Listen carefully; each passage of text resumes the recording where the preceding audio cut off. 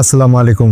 জাপানের ফুজি পাহাড়ের নিচে আছে এক জঙ্গল যার নাম আওকিগাহারা। অনেকে একে বলে সুইসাইড ফরেস্ট। ঘন অন্ধকার, সাইলেন্ট পরিবেশ আর মোবাইলে সিগন্যাল না থাকা সব মিলিয়ে এই জঙ্গল যেন নিজেই একটা রহস্য।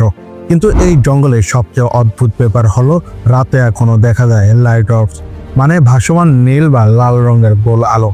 মানুষ বলে আলোগুলো হঠাৎ করে গাছের ফাঁক দিয়ে বের হয়, আবার ধীরে ধীরে বেশি দূরে সরে যায়।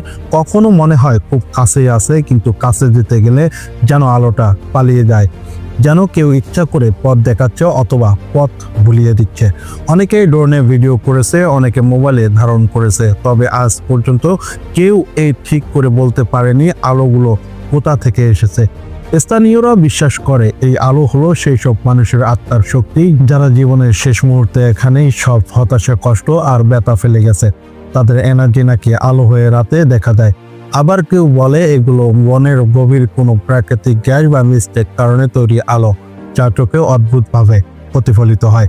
আর বিজ্ঞানীরা বলেন এগুলো হতে পারে বাতাসে আয়নাইজড কণা বা খুবই বিরল কোনো বায়োলুমিনেসেন্ট জীব, কিন্তু কেউ এইসব তথ্য প্রমাণ করতে পারেনি।